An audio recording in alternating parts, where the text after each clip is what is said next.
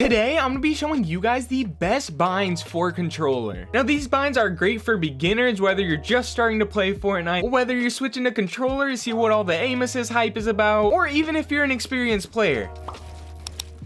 I've gotten pretty decent on these binds, and you can definitely improve a lot on these binds.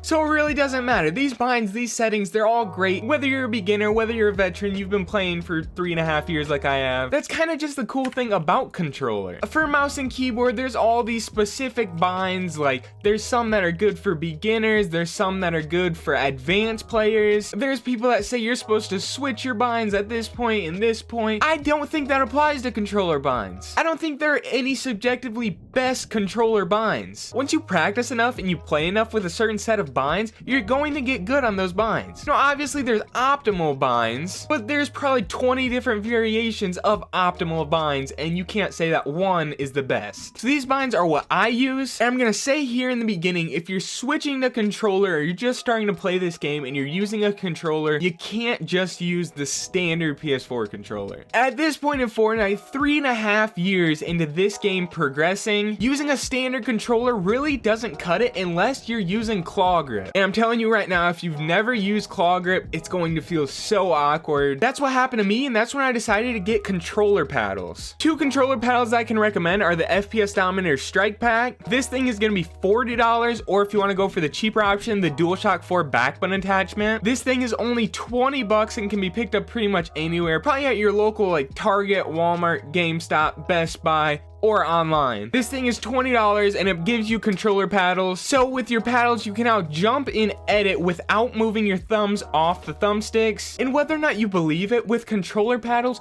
you will get so much better than you can get with a standard controller. So I would definitely consider either getting controller paddles or learning how to play claw. That's gonna be your first step in getting good on controller. Now let's go ahead and take a look at the binds. These are the same binds I've been using for probably like a year and a half at this point. And I continue to use them because they work so well. D-pad doesn't really matter as much.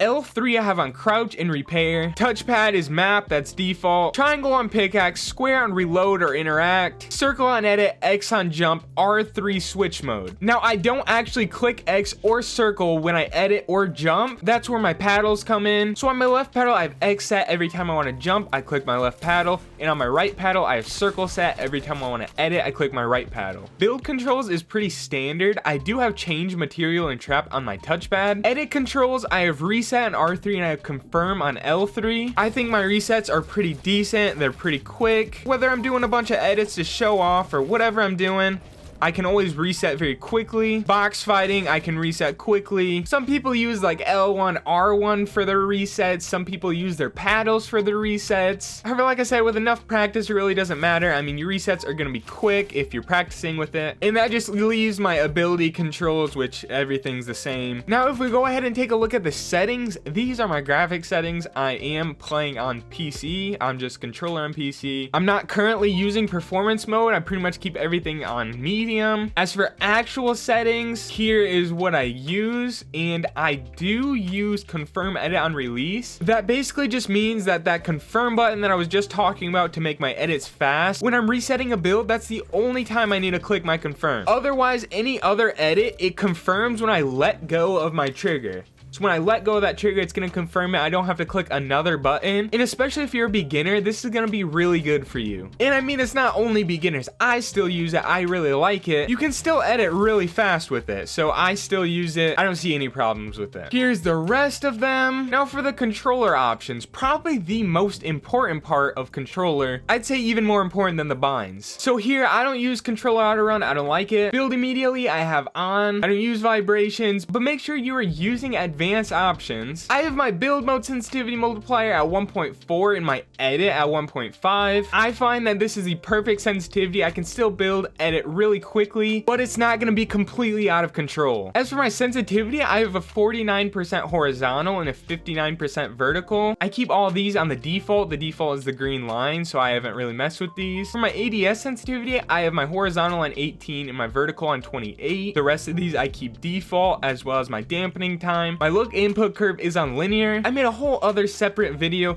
going in detail between exponential and linear. If you're a beginner or just switching over, you can kind of just play on either one and see what you like more. If you're a beginner, you have minimal experience with controller in any game, especially aiming games like Call of Duty and Fortnite, and you're going to use linear, I would maybe suggest turning all your sensitivities down a little bit, changing the look sensitivities as well as the ADS sensitivities. These are decently quick. If you don't have much experience with a controller, then I might turn these down even all the way to like maybe 18 and 10, and then go down here and maybe go like 47 and 37, and that just means that you're gonna have more control over your crosshair. It's not gonna be as sporadic. Overall, it's gonna be way better for you. And then as you get more comfortable, and if that sensitivity ever starts to feel slow, then feel free to bump it up. Now, as for my dead zones, I keep both of my dead zones at 8%. I'll be honest, I haven't really ever messed with my dead zones. 8% works well for me, so that's what I've always left it at. Foot controller doesn't really matter. And those are going to be some of the best, most optimal binds for controller, most optimal settings. I'm not just on here saying that. I use these settings every single day. I've gotten pretty good with them, like I said. With enough practice, with enough play, you will get pretty good with these settings, with these binds. If you're a beginner, I would go in, I would learn your basic 90s, maybe learn some side jumps, learn some of the basics, and then go ahead and head into some edit courses, practice on those. With just an hour or so every single day, you'll progress pretty quickly. So I hope this video does end up helping you. If it did, please feel free to drop a like on this video. It helps me out a lot, and if you want to see more videos like this in the future, a lot of high quality controller gameplay, different accessories, stuff like that, feel free to click that subscribe button. And with that being said, I hope to see you guys in a future video.